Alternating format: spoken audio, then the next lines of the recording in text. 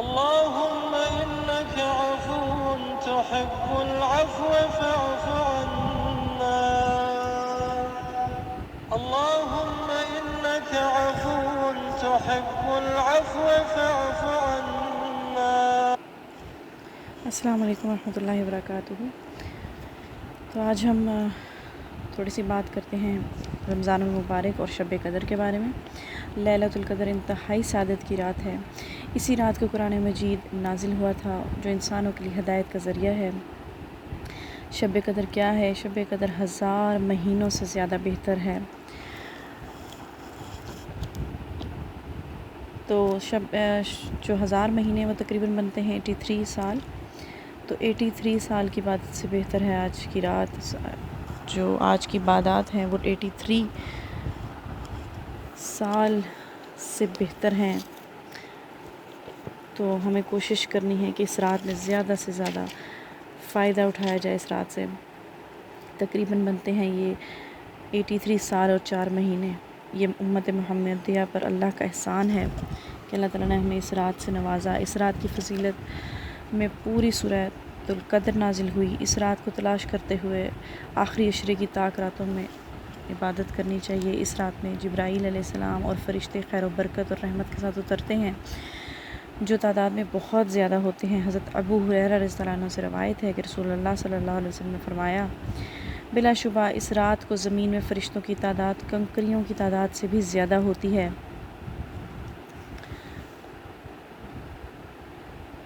پھر اس رات میں اچھا عمل 1000 ماہ کے عمل سے بہتر ہے۔ حضرت انس بن مالک رضی اللہ عنہ فرماتے ہیں کہ رمضان آیا تو رسول اللہ صلی اللہ علیہ وسلم نے فرمایا، یہ مہینہ جو تم پر آیا ہے اس میں ایک ایسی رات ہے جو 1000 مہینوں سے زیادہ بہتر ہے۔ جو شخص اس سے محروم رہا وہ ہر بھلائی سے محروم رہا۔ اس رات کی سعادت سے صرف بدنصیب ہی کو محروم کیا جاتا ہے۔ اب لیلۃ القدر کی تلاش جو ہے وہ رمضان کے آخری عشرے کی طاق راتوں میں کرنی چاہیے، یعنی 21، 23، 25، 27 اور 29۔ حضرت ابن عمر رضی اللہ عنہ فرماتے ہیں کہ رسول اللہ صلی اللہ علیہ وسلم نے فرمایا، رمضان کے آخری عشرے میں شب قدر تلاش کرو، پھر اگر تم میں سے کوئی کمزور دکھائی دے یا عاجز ہو جائے تو آخری 7 راتوں میں سستی نہ کرے۔ شب قدر کی راتوں میں قیام کرنا گناہوں کی بخشش کا ذریعہ ہے۔ حضرت ابو ہریرہ سے روایت ہے کہ نبی کریم صلی اللہ علیہ وسلم نے فرمایا، جو شخص ایمان اور ثواب کی نیت سے شب قدر کا قیام کرتا ہے اس کے پچھلے گناہ معاف کر دیے جاتے ہیں۔ اجتماعی عبادت کی صورت میں بھی کسی قسم کے شور و ہنگامے، گپ شپ اور لڑائی جھگڑے سے پرہیز کرنا چاہیے اور پوری توجہ کے ساتھ عبادت کرنی چاہیے، کیونکہ حضرت عبادہ بن صامت رضی اللہ عنہ سے روایت ہے کہ نبی کریم صلی اللہ علیہ وسلم نے فرمایا، ہمیں شب قدر کی خبر دینے کے لیے تشریف لا رہے تھے وہ، تو 2 مسلمان آپس میں جھگڑنے لگ گئے۔ اس پر آپ صلی اللہ علیہ وسلم نے فرمایا، اگر میں آیا تھا کہ تمہیں شب قدر بتا دوں، لیکن فلاں اور فلاں آپس میں جھگڑا کرنے لگے، بس ان کے جھگڑے کی وجہ سے اس معین وقت کا علم مجھ سے اٹھا لیا گیا اور امید ہے کہ تمہارے حق میں یہی بہتر ہے۔ شب قدر کی علامتیں کیا ہیں جو رسول اللہ صلی اللہ علیہ وسلم نے بتائی ہیں؟ وہ یہ ہے کہ شب قدر کی صبح کو سورج کے بلند ہونے تک ان کی شعاع جو ہے وہ نہیں آتی اور وہ ایسے ہوتا ہے جیسے تھالی۔ حضرت ابو ہریرہ سے روایت ہے کہ ہم نے رسول اللہ صلی اللہ علیہ وسلم کے پاس شب قدر کا ذکر کیا تو آپ صلی اللہ علیہ وسلم نے فرمایا، تم میں سے کون اسے یعنی شب قدر کو یاد رکھتا ہے؟ اس میں جب چاند نکلتا ہے تو ایسے ہوتا ہے جیسے بڑے تھال کا کنارہ۔ پھر حضرت ابن عباس رضی اللہ عنہ سے مروی ہے کہ رسول اللہ صلی اللہ علیہ وسلم نے فرمایا، شب قدر آسان اور معتدل رات ہے جس میں نہ گرمی ہوتی ہے اور نہ سردی۔ اس صبح کا سورج اس طرح طلوع ہوتا ہے اس کی سرخی مدھم ہوتی ہے۔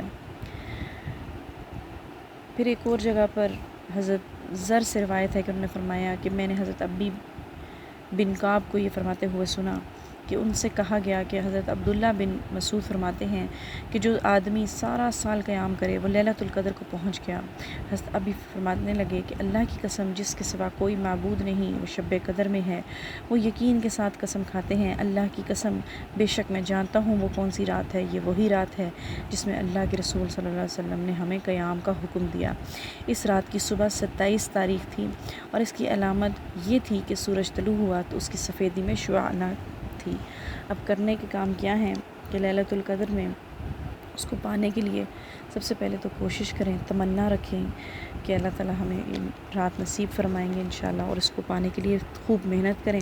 اس رات کی عبادت کا خصوصاً قیام کرنے کے لیے اہتمام کریں، دعاؤں کا، نوافل کا، تلاوت کا، تلاوت قرآن کا، تسبیح کا اور دعاؤں اور اذکار کے لیے پراپر ایک پروگرام بنایا جائے، ایک شیڈول بنائیں جس میں یہ ساری چیزیں شامل ہوں، اور بچوں کو بھی اپنی عبادات میں شامل کریں، اور جو حیض والی عورتیں ہیں وہ ذکر و تسبیح کریں اور تلاوت قرآن مجید کو سن لیں۔ لیلۃ القدر میں کثرت سے اس دعا کو پڑھیں۔ ام المومنین حضرت عائشہ فرماتی ہیں کہ میں نے پوچھا اے اللہ کے رسول صلی اللہ علیہ وسلم اگر میں شب قدر پا لوں تو اس میں کیا کہوں؟ تو آپ صلی اللہ علیہ وسلم نے فرمایا تم کہو اللہم انک عفو تحب العفو فاعف عنی، اے اللہ تو معاف کرنے والا ہے، معاف کرنے کو پسند فرماتا ہے، بس تو مجھے معاف فرما دے، آمین۔ اپنی خاص دعاؤں میں یاد رکھیے گا۔ السلام علیکم ورحمۃ اللہ وبرکاتہ۔